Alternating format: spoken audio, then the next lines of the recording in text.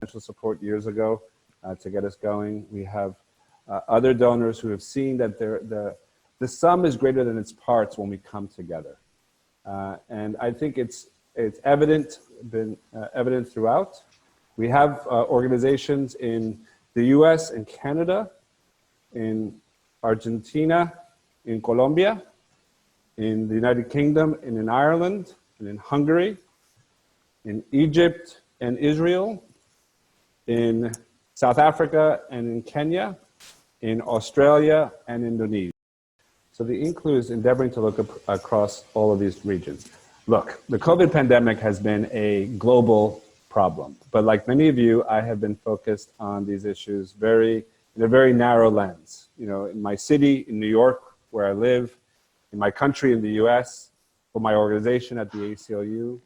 But across the INCLO, we've been able to compare notes and look at how are we thinking about this global pandemic problem across our different geographies. And there have been so many instances where we have been able to learn from each other and gain inspiration from each other. So that is the purpose of today's call, is to give you an indication, some type of kind of insight into how different countries are dealing with the COVID-19 pandemic in prisons and jails. Because all of our countries have prisons and jails. All of our countries have the pandemic. And many of our countries are dealing with this pandemic in our prisons and jails very differently. So we hope to inspire you with the activism. We hope to get your juices going. If you are domestic advocates in a particular city or country, we hope you will learn something from a different context that will help you do this work with even greater vigor where you reside. And then we remember that this is just a global challenge, that we are all working on it together. And no matter how alone and isolating you feel in your respective lives, as we all stay at home and deal with this pandemic, you know from this conversation and from the folks on this Zoom call that you are indeed not alone. So let me first start by introducing to you Colin Gonsalves. He is the founder of the Human Rights Law Network. He is a graduate of the Indian Institute of Technology in Bombay.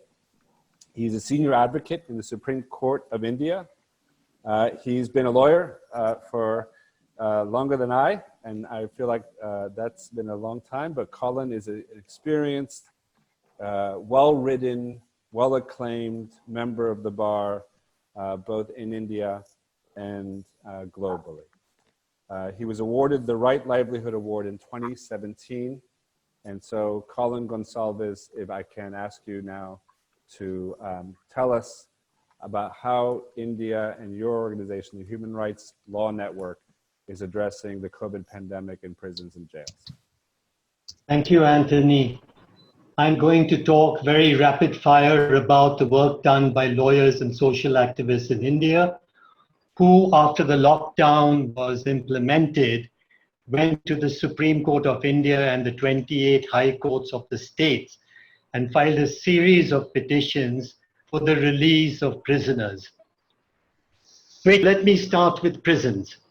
There are 500,000 people in Indian jails. 357,000 of these, 70% of the prison population, are under trial. That is to say, they are waiting for their trials to begin for as long as 7 years. Now, if you compare the capacity of the jails with the actual number of persons incarcerated, the overcrowding is to the tune of 200%. The courts were worried by this situation of overcrowding, not because they cared for the condition of prisoners, but because they were afraid of the virus spreading in the prisons. Petitioners went to court saying, and took advantage of the situation actually, and asked the courts to release prisoners. And the courts made a series of orders. And the most important order was an order saying all accused persons in prison who are accused of offenses with a maximum punishment of 7 years will be released. And that was a huge order and should result in the release of tens of thousands of people. Then the court went on to say sick persons, aged persons, women offenders, first-time offenders between the age of 19 and 21, mentally ill persons, convict prisoners who have completed 1/4 of their sentence, HIV-positive persons, persons suffering from cancer, chronic kidney dysfunction, hepatitis, tuberculosis, all of them should be released. And some of the high courts began releasing en masse all prisoners above the age of 65 years. Now, if the directions of the Supreme Court and the high courts are implemented, 50% of the prison population will be evacuated. Now, we are going a bit further and we say that it's all right, the Supreme Court orders are fine and we're looking forward to implementation. But we are relying now on the WHO guidelines. And the document reads as preparedness, prevention, control of COVID-19 in prisons and other places of detention, dated 15th of March 20.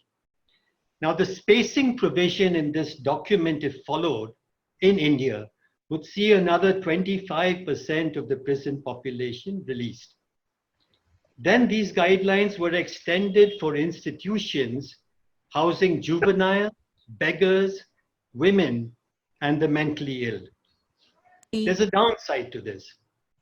Though prisoners were ordered by the court taken from the prison gate to their home, hundreds of kilometers away by the state at state expense, many prison superintendents reacting in panic dumped the prisoners outside the prison gate or took them several kilometers down the road and dumped them on the road.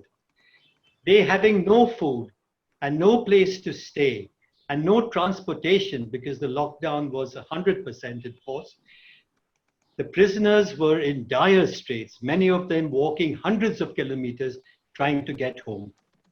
Prisoners are quoted as saying nowadays in the newspapers that they were better off in jail than they are today. I now want to switch to the second aspect, released from detention centers. There are 500,000 Muslim detainees prosecuted under the Foreigners Act for entering India illegally 4 decades ago. They were directed to be released by the Supreme Court if they had completed 2 years of detention. Their punishments typically range from 5 to 7 years, and after completing 2 years, they are to be released. This order has seen hundreds of persons in detention centers across the country released from these detention centers. Finally, I want to come to the release of Rohingyas from jails. There are 20,000 Rohingyas, refugees in India, recognized by the UNHCR. Some 400 of them are still in prison, even though they were granted identity cards by the UNHCR. During the COVID period, lawyers argued that they should be released from jail because Article 21 of our Constitution, which is the right to life, covers not just citizens, but any person within the territory of India.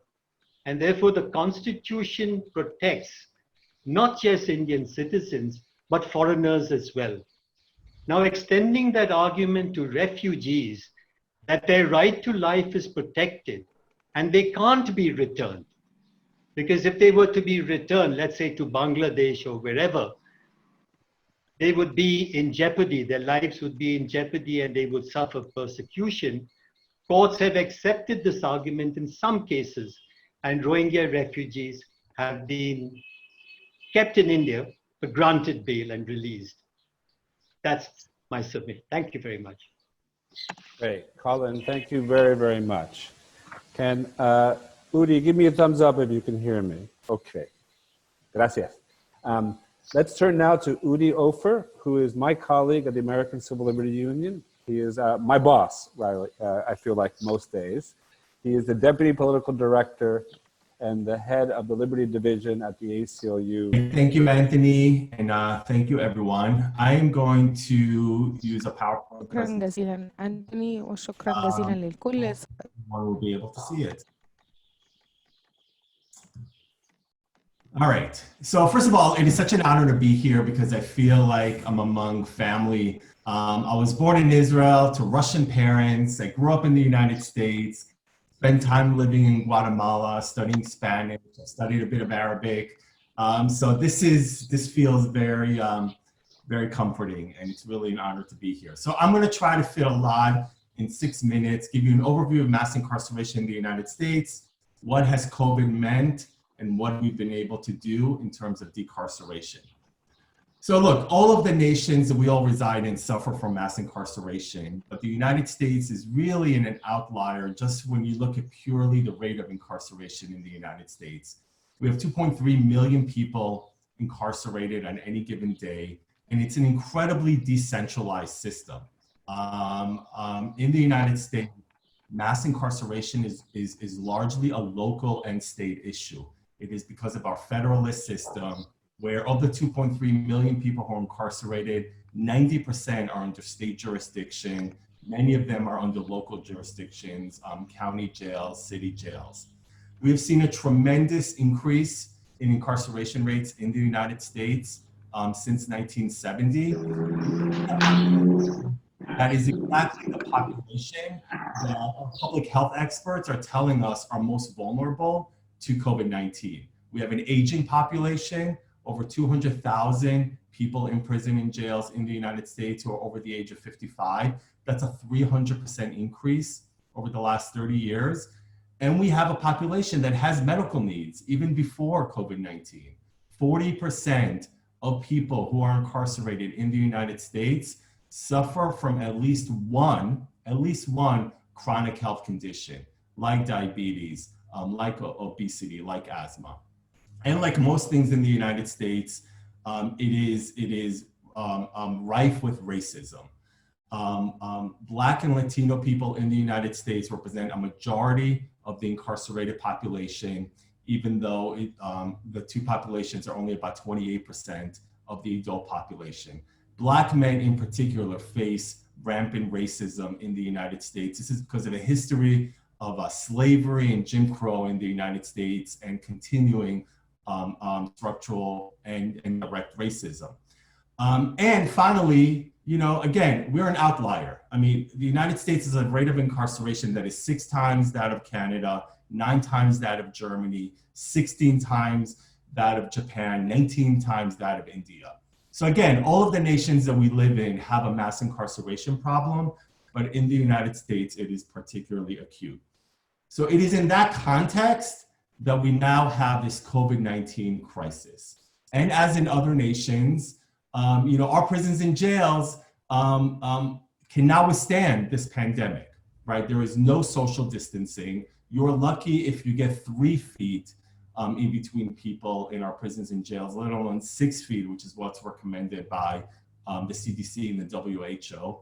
There is no basic hygiene. There's inadequate medical care. But in addition to that, in the United States, because we have such a high rate of incarceration, prisons and jails in particular serve as vectors to the outside communities.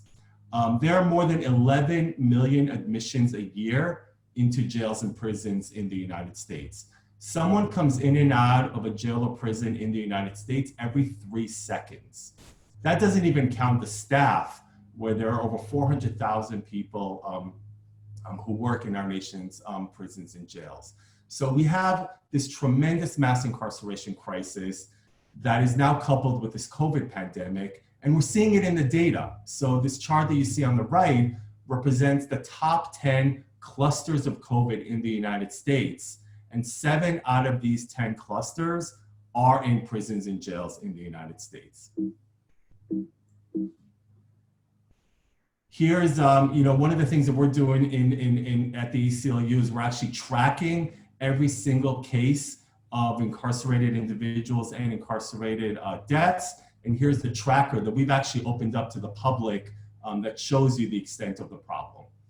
So it's in this context that the ACLU really almost immediately as the pandemic hit deployed a multi-tactical strategy. We knew we couldn't rely only on litigation. We know that in the United States, particularly in times of crisis, courts tend to defer to the executive branch. So we knew that we needed to deploy a multi-tactical strategy. We had one goal. We wanted to get people out of prison and jail, particularly vulnerable communities, and we wanted to deploy a public health frame because we believe that otherwise this will be looked upon as an opportunistic endeavor. So we focused on vulnerable populations. We focused on people who are within 1 year of release. We focused on people who are in for technical violations, on pretrial detainees. We have close to 500,000 people in the United States in jail who haven't been even convicted of a crime. And we focused on police enforcement. We targeted presidents, governors, prosecutors, police, sheriffs, and so forth. Here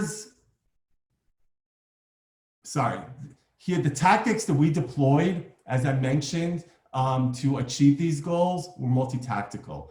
So one of the first things that we did that really kind of shaped the narrative in the United States is that we immediately, when that pandemic hit, reached out to governors, to every governor in the country, to the president, and asked them to begin releasing vulnerable communities.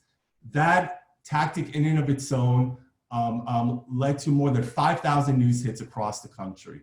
We also immediately, as part of the federal stimulus package that was passed in the United States, made sure that there was a provision that allowed for decarceration.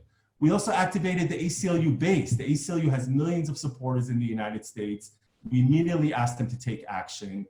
We also began taking out paid media. We actually have been running TV ads in 4 states targeting governors to make sure that they take action. And we also deployed all of this in a bipartisan way. We partnered with the American Conservative Union, with Koch Industries. We also partnered with corrections guards, knowing that they and their families are also as vulnerable to make the case for why people should be released from prisons and jails. And we filed lawsuits. We filed many of them. We have filed more than around 88 legal actions. And literally while we were on this call this morning, we got an email saying that we just won one of our lawsuits in Oakland County, which is just north of Detroit, that is now requiring the release of people. This is how it's looked in the United States. You know, we literally have had headlines all across the country saying that we need to release people from prisons and jails. And this is the data. According to the ACLU's own count of work that is associated with the ACLU, we've seen at least 26,000 people released from prisons and jails. 26,000. It's been mostly from jails, but several thousand have been from prison. And interestingly, it's mostly due to political advocacy. Our litigation has led to a few thousand people released. I think maybe around 3,000 of that 26,000, but the majority has been political advocacy. I'll just end by saying that the work is far from over. We have a lot more planned, and we really believe that this is the moment in the United States that could be a tipping point for mass incarceration, right? This headline on the bottom right corner of this slide is exactly what we're trying to, the case that we're trying to make. Mass incarceration was a public health crisis before COVID-19. It is an even bigger one today, and we're hoping that will help to lead to the end of mass incarceration in the United States. Thank you, Udi. All right. Can you all give me a thumbs up if you can hear me now? Making sure you don't. Okay, Nerson, thank you very much, my friend from South Africa. Let's go to Paula Levitsky if the interpreter is working properly. Paula is my counterpart in Argentina. She is the new executive director of the Centro de Estudios Legales in Buenos Aires. I want to just say a word about her because since she is my newest sister in my family, my sister by marriage, I guess, now that she's joined the leadership of the CELS. CELS has been a founder of the INCLO from the very beginning. It is one of our 2 secretariats. The Centro de Estudios Legales and the Hungarian Civil Liberties Union are the 2 anchors of the INCLO network. Paula herself has worked on criminal justice issues and national security issues for her whole life, especially on drug policies, the militarization issues, the intelligence concerns. She holds a degree from the University of Buenos Aires Law School, is a PhD candidate from the National University of Lanús. She's a professor at the University of Buenos Aires and the University of Palermo, one of the great universities in the region. And I am just thrilled that she is with us now as a member of INCLO. She's also on the board of Penal Reform International. Pero Paula, I think we're going to have Paula speak in Spanish, right? And then we'll translate it in English. Okay. So, bienvenida, Paula, y tómase su tiempo y gracias por todo, de verdad. La estimamos y la queremos como siempre. Muchas gracias, Anthony. Es un honor para mí participar en estos momentos tan complicados para todos también. Anthony, es un honor para mí participar en estos momentos tan complicados. Escucho la traducción, así que voy a tardar un poco para no superponerme. Mi idea es transmitir un poco la situación de Argentina y de alguna manera también la situación de Latinoamérica en la cuestión carcelaria, porque también hay que pensar nuevas formas del activismo en derechos humanos en este momento. Eso es una de las principales preocupaciones que estamos teniendo nosotros desde el CELS ante esta situación de crisis sanitaria, de la pandemia, y porque la cuestión carcelaria es para América Latina una cuestión muy ardua, muy dura políticamente. La región más desigual del mundo se refleja, por supuesto, en la situación de sus cárceles. 3 décadas de aumento constante de la población penal han hecho crecer con un fuerte consenso social los sistemas penitenciarios, que los han dejado desfinanciados, sobrepoblados, hacinados, con condiciones de vida indignas, con altas tasas de violencia, con altas tasas también de presos preventivos, y con gravísimas falencias de su sistema de salud. La crisis sanitaria de COVID-19 llega a Latinoamérica y a Argentina particularmente en esta crisis de los sistemas penitenciarios latinoamericanos, lo cual, por supuesto, agudiza y hace aún más urgente todo lo que veníamos peleando desde hace años para que la situación carcelaria y la situación de dignidad de las personas que están detenidas en América Latina cambie. En Argentina, por ejemplo, la tasa de encarcelamiento en los últimos 10 años se disparó desde 137 puntos a 213 detenidos cada 100.000 habitantes. Llegamos a tener más de 100.000 detenidos, por supuesto, en otra escala distinta a la de Estados Unidos o la de Brasil, obviamente, pero para nuestros sistemas penitenciarios eso significa que, por ejemplo, la provincia de Buenos Aires, que es la provincia más grande de la Argentina, con el 50% de los detenidos del país, tiene alrededor de un 100% de sobreocupación. O sea, hay 2 servicios penitenciarios en un servicio penitenciario, la infraestructura de un solo servicio penitenciario. A nivel federal, la tasa de ocupación es de alrededor del 100%. Y sabemos, todos los especialistas dicen que los sistemas penitenciarios con más del 75% de ocupación ya están en una situación bastante crítica en condiciones normales. En condiciones de pandemia, esto lo hace, con un virus altamente contagioso, esto lo hace casi imposible de manejar, y es lo que estamos viendo en varios países de América Latina, y es lo que en principio tememos que pase también para Argentina. La mayoría de los países latinoamericanos, ante la situación de la pandemia, lo que decidieron fue aislar las cárceles, cortar las visitas con el exterior. Los detenidos y las detenidas de alguna manera aceptaron eso un poco como prevención propia, pero me interesaría mucho destacar que en nuestro contexto la suspensión de las visitas familiares implica poner en crisis la subsistencia misma de las personas encerradas, porque las fallas históricas de provisión de medios esenciales de vida en nuestros países hace que la imposibilidad de que los visiten les impida tener comida, elementos de higiene, ropa, que son obviamente elementos esenciales para prevenir esta crisis, estos focos de contagio. Así que esa fue una medida de aislamiento que tenía que ver con parar la posibilidad de la expansión del virus, pero al mismo tiempo provocó situaciones de mucha tensión, en algunos casos protestas, revueltas y hasta muertes, por ejemplo, en Argentina o en Colombia. En Argentina, el gobierno decretó la cuarentena muy tempranamente, cuando solo había 3 muertos por COVID, y es reconocida mundialmente, positivamente por eso. Sin embargo, en términos carcelarios, a pesar de las recomendaciones de la ONU, de la Organización Mundial de la Salud, el problema de las cárceles no se está tratando del modo como nosotros quisiéramos, se trata tarde.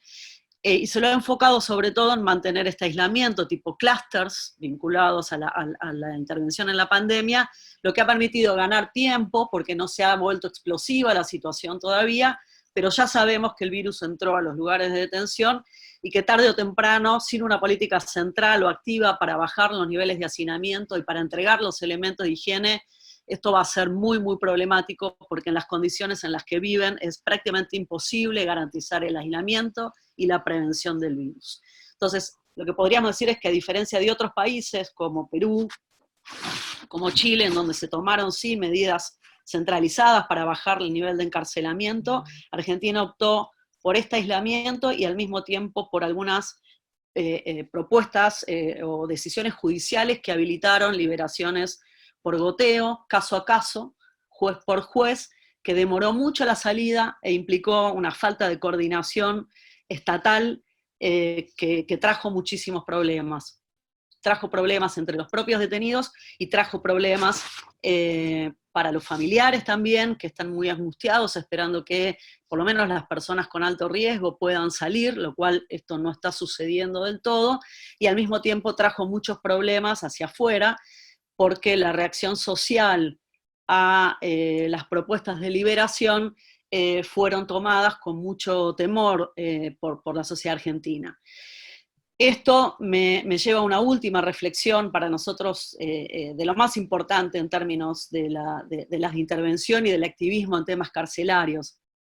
A diferencia de los otros países, como dije, que han tenido estrategias centralizadas que han implicado en algún punto hasta el 10% de la disminución de los detenidos del país, en Argentina esta estrategia por goteo no implicó ni siquiera que salgan 1.000 o 1.500 detenidos, aunque sin embargo, por el rol de la prensa, por el rol de grupos de víctimas, por el rol de alguna parte de la oposición política, se generó una protesta social muy importante, de las más importantes en nuestro país, en contra de un supuesto plan de liberación masiva de detenidos, que mostró que hay un consenso conservador punitivo muy importante en la Argentina y en muchos países de Latinoamérica, que hace muy difícil intervenir sobre la situación penitenciaria y sobre la situación penitenciaria aún en esta crisis. Por lo tanto, la reacción pública en Argentina terminó por paralizar las tímidas acciones que se habían iniciado, y esto nos pone ante el desafío de contrarrestar la naturalización del sufrimiento y de la exclusión de las personas detenidas. No está construido como problema social este consenso punitivo en nuestros países, y ahora el Estado está frente a la urgencia de dar respuestas sanitarias, y nuestra pelea tiene que ser que esas respuestas sanitarias se hagan en condiciones de igualdad, y que eso, por supuesto, incluya a las personas que están detenidas y con un altísimo grado en riesgo de muerte o de ser gravemente enfermados. Muchas gracias. Gracias, Paula. Thank you very, very much. I thought it was fantastic to hear the way you reflected on the impact of the quarantine orders on the individuals who are detained, and that even if well motivated to protect them from the spread of the virus, it has enormous impact when we cut them off from their family members and their loved ones, that would lead to anxiety, even riots in the prisons. I thought it was a helpful insight, and we'll talk more about what we can learn across these different geographies. Now we're going to turn to our colleagues in Ireland, and I'm going to turn to my other brother. I have a very multicultural family. I have a Colombian, Argentinian wing of my family. I have Paula from Argentina, but I have Liam, who's my brother in Argentina. He is the director of the Irish Council on Civil Liberties. It is our sister organization in Ireland. He's been the dynamic director of the ICCL since November 2016. Before that, he was advisor to President Michael Higgins for almost 3 years. And before that, he was executive director of the Irish Penal Reform Trust between 2007 and 2014. So now at the head of the Irish Council on Civil Liberties, he brings what is a very vast experience on criminal justice reform work to the flagship civil liberties human rights organization in Ireland. And Liam, I'd love to share more about your extensive bio, but I think it's more important that they hear from you, your energy, your dynamism, your vision, and your plans for making a real difference in Ireland. Liam Herrick, please. Thanks, Anthony, and great to see you all. Maybe half of what but as Anthony said, ICCL is the INCLO member in Ireland. We're a broad-based human rights organization working across the spectrum of rights issues since the 1970s. Just to say a little bit about COVID in Ireland, the first case was 29th of February. At this stage now, we have had 1,500 deaths and 24,000 cases.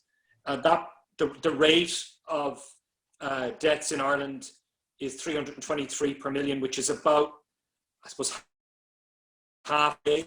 If you compare us by other countries, it's a lot less than Italy or UK. It's a lot more than a lot of other countries in Europe and in other regions. We've been focused primarily on the emergency legislation, policing, surveillance issues over the last number of months. But there has been a particular problem in Ireland with congregated settings, as there has been in many other countries. I'll just name three. Nursing homes has accounted for about 55% of all of the deaths in our country, which is, I think, a great national scandal which will be unfolding for years to come. Our Centre for Accommodation for Asylum Seekers, what's called direct provision centres, have seen a worrying and increasing number of clusters of cases. And a third category are, interestingly, food production facilities, meat packing facilities, which has also been a problem, I noticed, from Udi's presentation in the US. That really is exposing problems about working conditions, particularly for migrant workers. So all three of those congregated areas or group settings have been problematic in the same way that they have been in the US. But the situation in our prisons has been different. And this is where I want to hand over to my colleague, Fiona Ní, who's the director of the Irish Penal Reform Trust, who's been focused on the situation, particularly within the Irish prison system. Okay, let me introduce then Fiona Ní, who is our other Irish speaker. She is the executive director of the Irish Penal Reform Trust. She's been, I hear a bunch of background noise, so we can, okay, thank you. She's been the head of that organization since 2019. And she has 20 years of experience of working in the areas of advocacy, campaigning, and communications in the social justice, human rights sector in Ireland. She's on the board of a bunch of nonprofits, and most importantly, she's this dynamic advocate for penal reform work in Ireland, working very closely with the INCLO member at the ICCL, Fiona Ní. Where are you? I can see you. I'm here. Okay, turn it over to you. Can you hear me, Anthony? I can hear you. I can hear you. Excellent. Okay, good afternoon, everyone. I'm delighted to speak to you today on the unusual but very welcome position of presenting some positive reflections on how the Irish prison system has responded to COVID-19. First, it's important to set out where we were starting from. So at the outset of the crisis, Ireland's prisons were overcrowded, with prisoners sleeping on floors in a number of closed prisons. We had a rate of imprisonment of 86 per 100,000. That's not high, perhaps, by international comparison, but we've seen a 50% increase over the previous 2 years. 14% of the population was locked up for 19 or more hours a day for reasons of safety, so-called. And of these, most were locked up for 21 or more hours per day. And as with all prison populations, we had and have very high rates of people with mental health difficulties, including more severe and acute mental illness. So this is the context in which the pandemic appeared. So what actions were taken? At the end of February, an emergency response planning team was established by the Irish Prison Service, weeks before the pandemic was formally declared, and significant preventative planning was undertaken and implemented. And it's important to note here that the Irish Prison Service had recent experience of outbreak of infectious diseases like tuberculosis in prisons and had addressed a number of systemic issues. So in other words, the service wasn't caught unawares by an infectious disease such as COVID-19. Then in mid-March, the Minister for Justice approved a series of measures to reduce the prison population through increasing eligibility for temporary release, providing for longer periods between sign-in to reduce footfall in prisons, and the use of video link for court hearings. What's important here is that these releases were all supported by round-the-clock intense work by prison service and also community-based organisations to ensure planned, structured release. And the role that the availability of housing in the community has played here is critical. Housing solutions that were somehow not available until the crisis appeared. And then the final key element that has been good communications and cooperative working between prison staff and prisoners. The Irish Red Cross Prisoner Volunteer Programme in particular has played a critical role in the sharing of information of COVID-19. Peer-to-peer communication is the most effective, it's more effective. And the role of the Red Cross volunteers in keeping prisons safe from COVID-19 has been consistently highlighted, including by the Director General of the Irish Prison Service. So that's important, the role of prisoners themselves in keeping COVID-19 out of prisons. So what are the results and the effects of these and other measures? So as of yesterday, there had been 0 confirmed cases of COVID-19 among the 3,763 prisoners in Ireland. And around 8% of the prison population are currently in different levels of quarantine, medical isolation, or cocooning. Fewer than 50 prison officers have been confirmed with the virus since the beginning of the crisis. So importantly, overcrowding has been reduced right across the prison estate through the release of more than 10% of the prison population, and of course a fall in prison committals because of fewer court hearings. So the women's prison population in particular has been reduced by over 1/3, and our rate of imprisonment is now 76 per 100,000. And the piece that we're holding on to is of the 500 people released under specific COVID-19 measures, fewer than 10 have been returned to prison. I mean, the obvious question is why it was necessary to hold these people in prison in the first place. But from a penal reform perspective, this is very positive. It shows what is possible, although it shouldn't take a pandemic. So despite the successes of keeping COVID-19 out, the impact on day-to-day regimes for people in prisons is considerably harsh. All prison schools have been closed since the 13th of March. Access to gyms and workshops has been maintained, but vastly reduced. Family visits were gradually reduced and finally suspended on the 27th of March. And for those in quarantine or medical isolation, conditions vary. So for example, some prisoners may not have access to a shower for a 14-day period, and others in medical isolation may not have access to any exercise or fresh air. Now, a range of measures from video calls for family to education programs on TVs and many more have been introduced to minimize the impact of these restrictions. However, the basic reality is that more people are spending longer hours in their prison cells. And we do not know the current situation of the 14% of prisoners who were already locked up for 19 or more hours a day before the pandemic. And similarly, we do not know anything about the current situation of prisoners with disabilities, including mental health difficulties. I think it's important, though, that the independent prisons monitoring and inspection has continued, albeit with some adaptations in line with the do no harm principle. So it's a mixed picture. So an important question for us now is how key reforms, particularly the safe release of 10% of the prison population over a 4-week period, could be brought about at relatively short notice. I could detail the letter writing and submissions that IPRT and others engaged in, but actually I would argue this started long before. I would argue that civil society organisations, including IPRT and ICCL, played a considerable role in developing over many years a political and policy environment in which penal reform can take place. This work had resulted in the achievement of cross-party and cross-agency consensus on certain policy reforms, many of which had not been implemented. However, the pandemic certainly brought urgency and political will to act across a number of key areas that affect prisons, including access to health and housing. So in summary, we strongly recognise the incredible work of the Irish Prison Service and the Department of Justice in keeping COVID-19 out of prisons. However, we remain concerned about the impact on the human rights of people in prisons. We are concerned that protection of physical health should not be at the expense of mental health.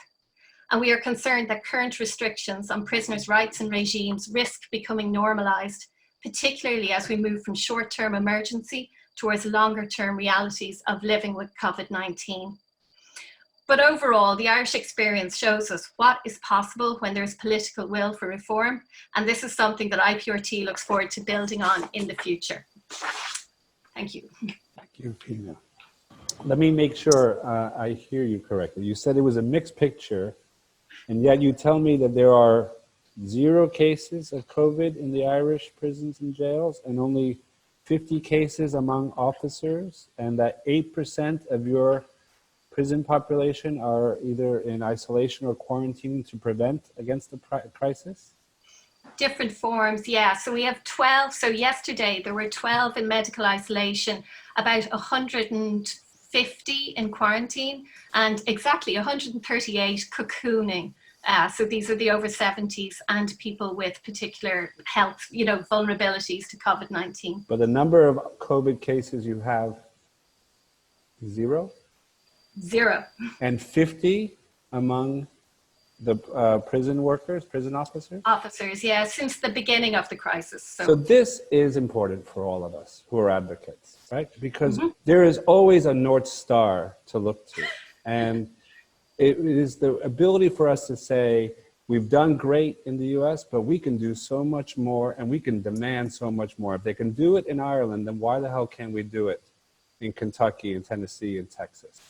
So another group now that, thank you very much, Fiona, and we will definitely get to the questions and answers soon. But the final presentation we have is from Susanna Marietti, who is the Executive Director of Antigone.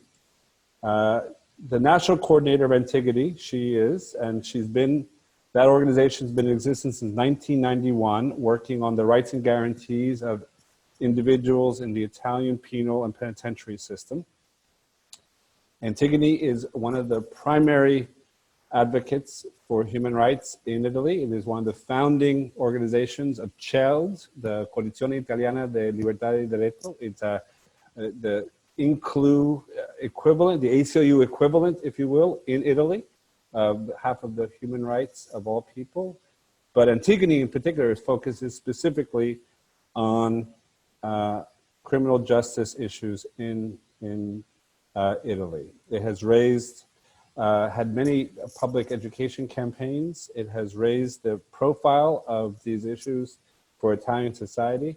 And the reason why I was keen to have Susanna come speak with us today is up until the Irish experience, which I just learned about earlier this week, and then you heard of just now, the experience that most inspired me was the Italian experience.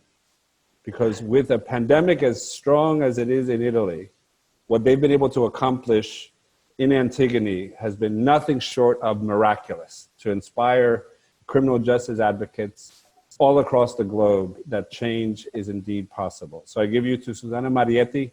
Susanna, bella? Thank you, Anthony. It's not that good, but and thank you to everybody. I will add about Antigone that since 1998, we are allowed to visit all Italian prison facilities for adults and for minors to monitor detention conditions. I will try to outline what has happened in Italy during the last 3 months and the role Antigone played. We can summarize such a role using 3 words: advocating, supporting, informing. Let's go over the main events. At the beginning of March, Italian prisons hosted more than 61,000 inmates for an official capacity of less than 51,000 places, which drops to 47,000 if we consider the prison section closed for maintenance. Without going into technical details, our strong advocacy was basically directed to call for an extension of the access to home detention for 3 categories of inmates. 1, prisoners who have a short residual sentence to serve.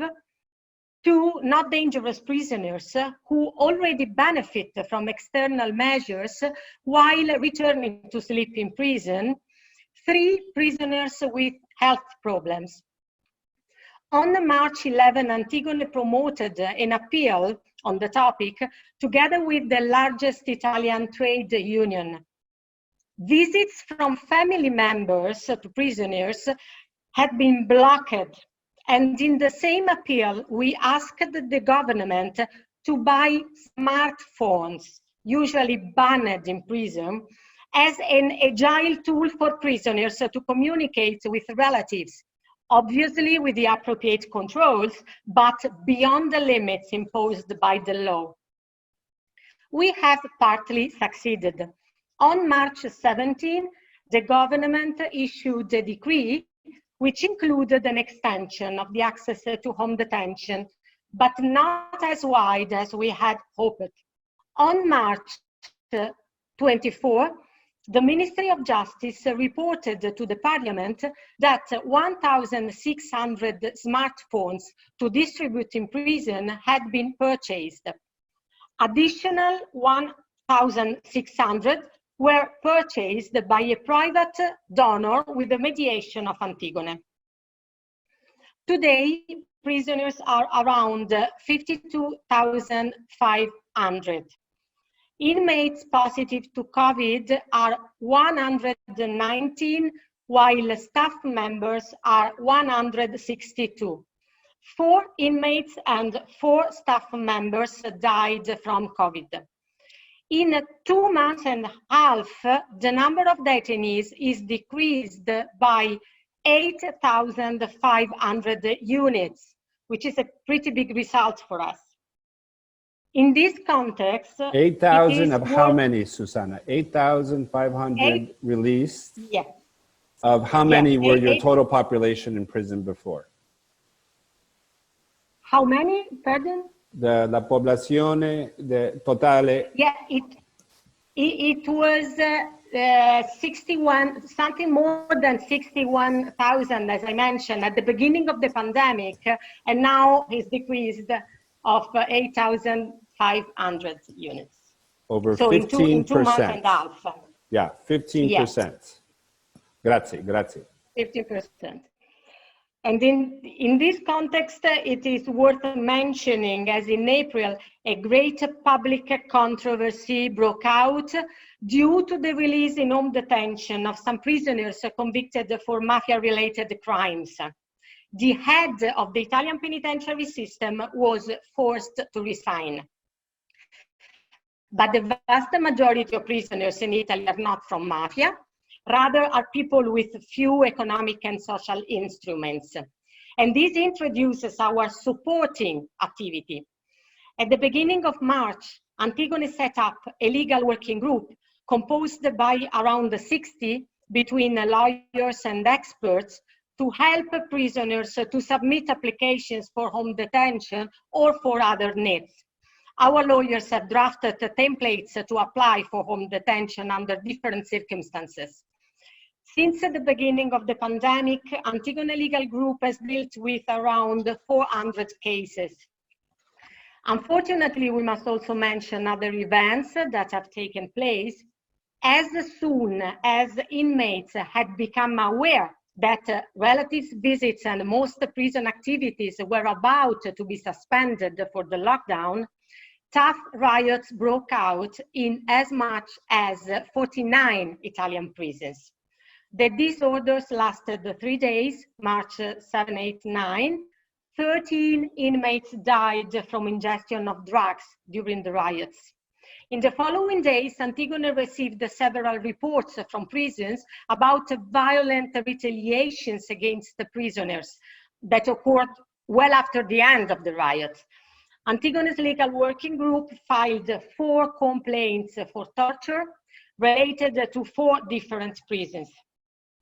The riots of March were partly linked to a lack of information available to the prison population. Prison authorities lacked transparency, gave no data, did not explain the measures taken to prevent a contagion. We could perceive the same anxiety outside.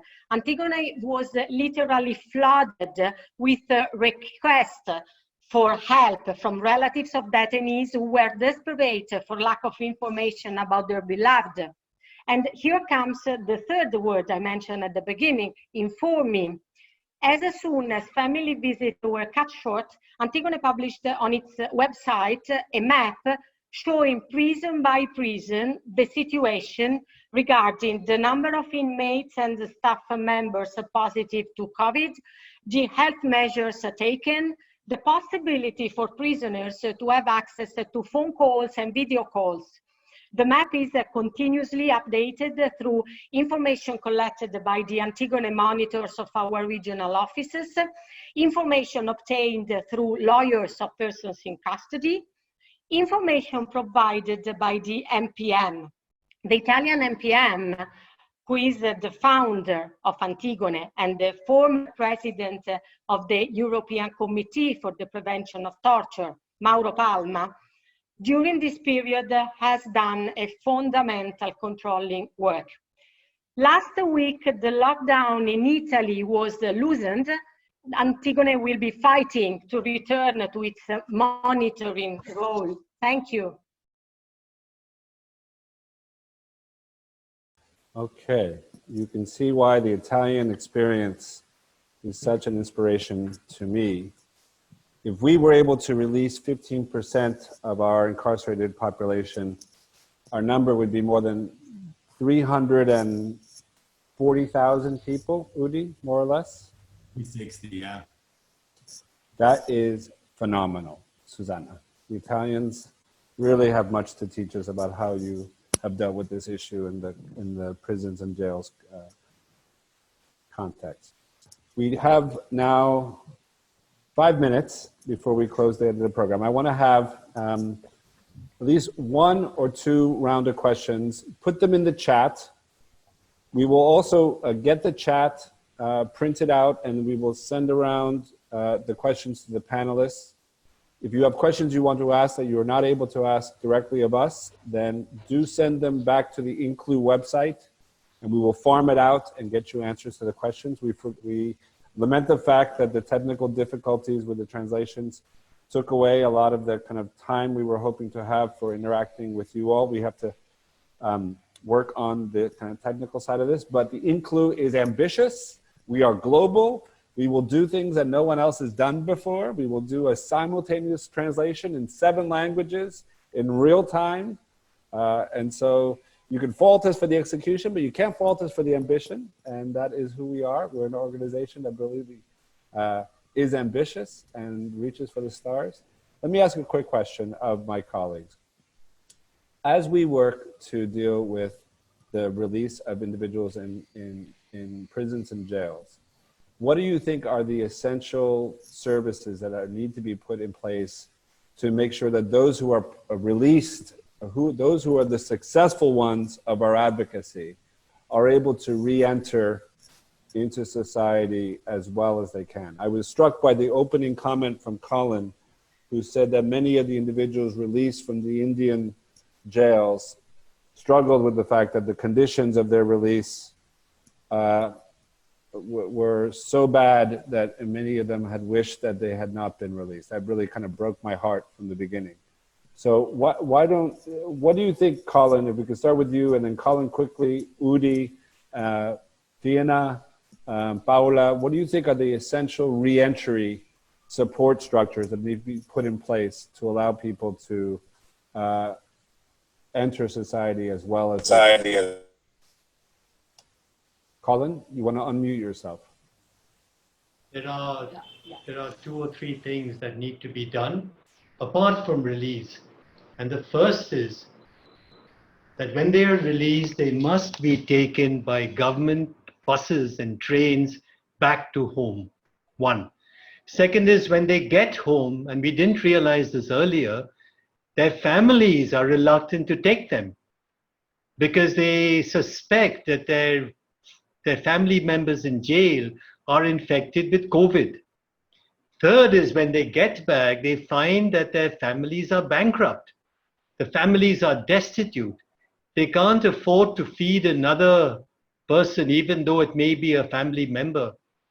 So the terrible, terrible agony of return, going back to find that you're not really wanted by your wife and children, and that they can't afford to keep you at home, is something that the government didn't think of. So you need an entire support system of money being given to these persons every month, ration supplies being given to them, and so on.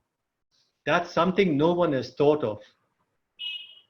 Yeah, look, in the United States, we have absolutely no underlying social services support net for really most Americans, let alone people who are leaving prisons and jails.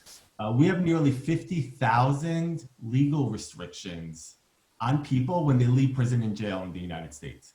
50,000.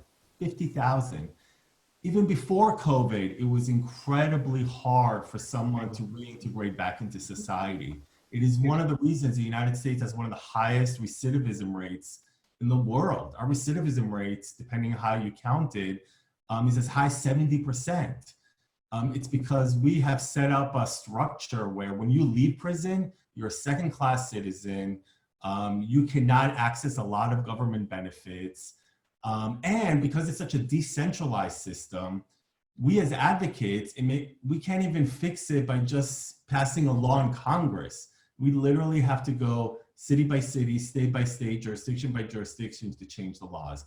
So look, the basic needs are housing, are public health support, the medical treatment that people need, and that they already have a chronic health condition, and we just don't have that in the United States. Fina, what would you say are the reentry needs as we have more and more people released? What needs to be there for them on the back end so they can reenter properly, in your point of view?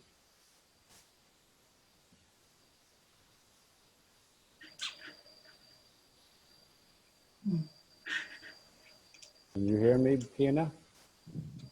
I can't hear. Anthony, did you call on me? Yes. What are the reentry issues you would think are necessary for people to be successful? Sure, and it's the same again to an extent. A big challenge in Ireland is the lack of joined up thinking across departments outside justice, so between justice and health, between health and housing and accommodation.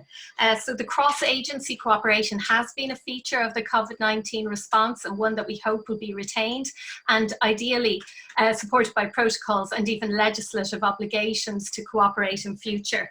As the other speakers have said, housing, but importantly, not release into night-to-night accommodation, but more stable long-term housing options. Access to medical cards is in operation in Ireland. It's something positive. So people who are eligible for free medical health care in the community have this set up, or ideally have this set up before they leave prison. Currently, what we need in the COVID-19 situation is mobile phones. All the services in the community have moved to telephones, and so you need free phone numbers, which a lot of brilliant community-based organisations like Care After Prison and others are providing, but they need mobile phones on release from prison to be able to access those supports. We have ongoing barriers to accessing education and work, particularly if you have a serious criminal record. And just to pick up, I think it was Colin who talked about family, and this has to be supported right through the prison experience. It doesn't start at the point of release. It starts on the point of supporting families when people enter prison, having family involved in sentence management and planning, promoting family contact throughout prison, because we know that either developing or maintaining good family contact is one of the best protective factors on release from prison. So let me ask a second question, and then we'll wrap up after the second question. So I want to ask Paula, Susana, and Liam, help us think through how we frame these discussions for the general public. When everyone is feeling anxious with a pandemic, when there's kind of tragedy and death that affects broad swaths of our populations and our societies, how can we best make a case for those who are incarcerated, who need to have these policies changed? How do we humanize the individuals that are locked away, who are often reviled, who are often characterized as mafiosos or the worst of the worst, like Susana was mentioning? Pablo, ¿cómo podemos cambiar o pintar una cara humana de las personas que están encarceladas para que el público en general puedan saber que las reformas son necesarias para este momento? So if we can ask Liam, if you jump first, and then we'll go to Susana, and then we'll close with Paula with the translation in Spanish. Liam. Just 2 points, Anthony. I think the first one is that it's defined as a public health issue, and I think that there's strong public support. People understand that containing clubs and congregators is essential from a community perspective, and it's a right to life issue too. And our penal discourse is moderate enough to the extent that the public are receptive, at least, to the idea that we have to protect the lives of people that are in custody. I think the bigger problem here is that we're seeing some areas like prisons do well and other areas do very poorly, because it's a very disjointed national response. We've got a strong centralized public health message, so everybody understands what the disease trajectory is and so on, but then different agencies are taking different approaches. We don't have what we have called a human rights impact assessment approach, where it has to identify all vulnerable communities. So prisoners have been well served, migrants very poorly served, and vulnerable minorities like Roma very poorly served, and unpaid migrant workers, low-paid migrants very poorly served. That's where we've fallen down. It's well-run agencies succeeding and then other agencies being neglected. Susana. Well, of course, the message is that of the universality of the right to health, but is not that altruistic, because what we said is, listen to me, if the virus enter in one prison, for instance, 500 prisoners, and maybe in 3 prisons, we have 200 prisoners, 3 prisons facilities in the whole Italy. If the virus enters in the 3-4 prisons, you immediately, in few days, can have 2,000 persons who are in charge to the National Health Service. And this is a problem for free people as well. Paula. Sí, el tema de del trato igualitario en términos de salud es, me parece que uno de los discursos posibles, o sea, los discursos oficiales sobre la intervención en la pandemia en los países que se hicieron, como Argentina, por ejemplo, en donde se trató de achatar la curva y que el sistema de salud aguante para todos, puede ser una de las explicaciones factibles para humanizar la discusión, igualar la discusión. En países como Estados Unidos o Brasil, no, la discusión sobre la intervención en la pandemia es otra para cualquier persona, entonces la cuestión sobre la cárcel pasa a ser también muy difícil. En términos de las personas detenidas, hay un punto central para nosotros que es trabajar con las familias, mostrar el impacto que tiene la situación carcelaria y la situación de emergencia hoy en relación con la situación de las mujeres que hacen los esfuerzos, los niños que hacen los esfuerzos, los sufrimientos que hay sobre personas que por ahí están detenidas por casos de drogas leves o no tan graves, y que está implicando un alto nivel de sufrimiento social que no solo impacta para las personas que están detenidas, sino que también tiene un impacto social muy importante.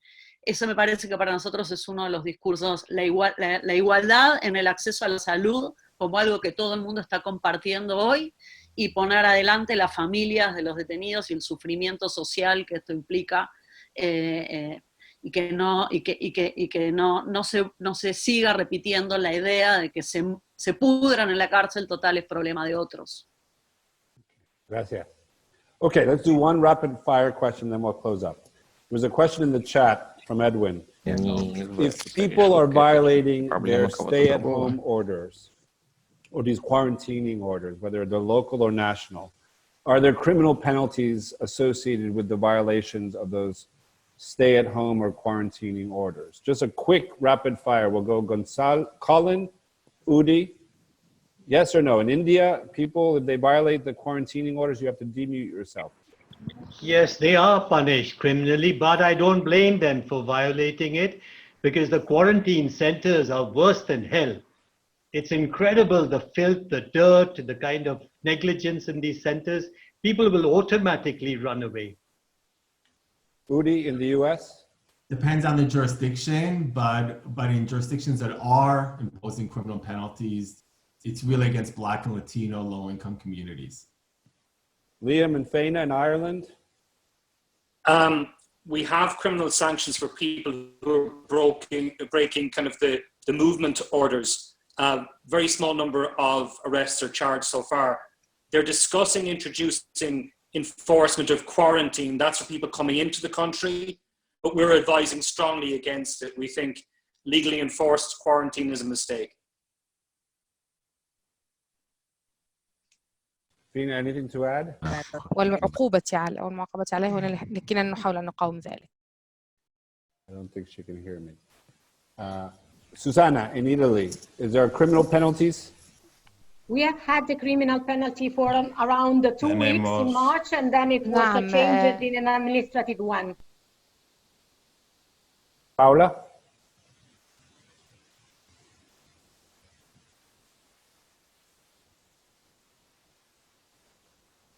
You need, I think. Digo que no hay está tipificado, pero no se detiene a personas si no es por situaciones muy graves y no van a los mismos lugares que los detenidos, que el sistema carcelario común. Okay. So let me wrap up here because I think we're a little over time. Let me just reflect. Let me reflect on a couple things to wrap us up. Number one, for all the advocates in different countries and contexts, if you think it would be helpful to create kind of an INCLO listserv on criminal justice, penal reform work, you should email us. Let us know if you would like to find a way to have a very loose coordination. Beyond the 15 sisters who are the members of the INCLO, we are glad to open this up. I know there are colleagues from Conectas who are doing great work in Brazil. I know there are colleagues in Peru who are doing great work, and I'm sure there are other colleagues who we can share experiences. If you think it would be useful, just a quick email and we will try to facilitate it. The INCLO is a really open source network. There are 15 of us, but we want to be helpful to our sisters and brothers all across the globe. There are 3 points I would say to close us out. Why is this international work important? I have a full-time job at the ACLU. The US is in very dire circumstances at the moment, both with the pandemic and with its politics. And I make time for the international work because it is very important from my perspective, for me to be able to understand and see the connections and learn from my colleagues who are working on these issues in other countries and contexts. It's important that we be able to know each other's work so we can be inspired from each other. I will say the goal for all of us has to be the Irish goal, right? From this, the zero cases, right? We are human rights activists. We dare to believe and dare to aspire to the almost unthinkable. Except the unthinkable is possible in places like Ireland. So as we think about the growth of our cases in our respective countries and we try to deal with the realities of a pandemic, which is rifling through many of our prisons and jails and detention centers, we have to keep inspired by what is the goal. And if we can do it in one part of the globe, we can do it in our respective countries. So I think it's just helpful for me to set the proper goals and to be inspired from each other.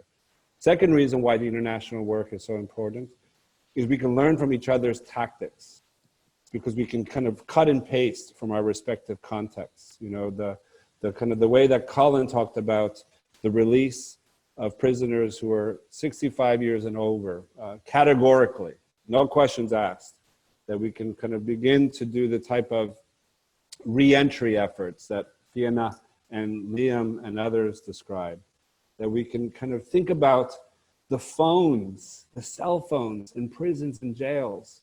Oh my God, the light bulb that went off in my head. In my country, we were celebrating because this big billionaire just donated $10 million to get masks into the prisons and jails. And everyone clapped how wonderful that was. And we all felt, oh my God, Jack Dorsey is amazing for giving money to have masks in prisons and jails. I love the fact that the Italians have gone 3 steps further and said, to hell with that. Let's get them cell phones so they can connect to their loved ones and their family members. So we can learn from each other's tactics and we can leapfrog off of each other. There is no pride of ownership in the quest for social justice. We can totally plagiarize from each other because the goal is not authorship. The goal is change. So if we can take the same tactics that are working in Italy or in Ireland and apply them in the US, we're all to the good from it. The third thing I want to say is why these conversations are important. I have been at this one spot, my colleagues will tell you, Udi will tell you, for the last 9 weeks. We have closed our offices down. This is my dining room table. This is a clock which I have had to stop because the pendulum was driving me crazy with the noise, so I just stopped it. I have been stuck in place for the last 9 weeks. The sense of isolation, even in an important time when the job I do has never been more important. And what I need is I need to be reinforced by the fact that there are many people across the globe working like me to make a real difference. And that sense of isolation is broken down when I know that I have comrades in the struggle in every part of the globe. And I have to believe that the world that went into this COVID pandemic worldwide is going to be better when we come out of this pandemic. That we're having conversations about inequality, that we're having conversations about individuals who are incarcerated, that those who are least among us need a hand up, and that it's government's responsibility. I have to believe that the whole conversation that's been happening in our societies, that we have an obligation to each other, is going to make for more justice, for greater freedoms and liberties. I have to believe that the world that we will inhabit at the end of this virus is going to be a better world than the one that went into this virus. And the only way that's going to happen is if we stay connected, if we stay optimistic, if we help each other, if we encourage each other. And so for that alone, I want to thank my INCLO colleagues for their efforts, for Colin, Fiona, Liam, Susana, Paula, Udi, of course. You guys inspire me. All of you on the phone, I've seen a lot of friendly faces that I've seen. Nersin from South Africa, Vivian from Colombia, from Bogota.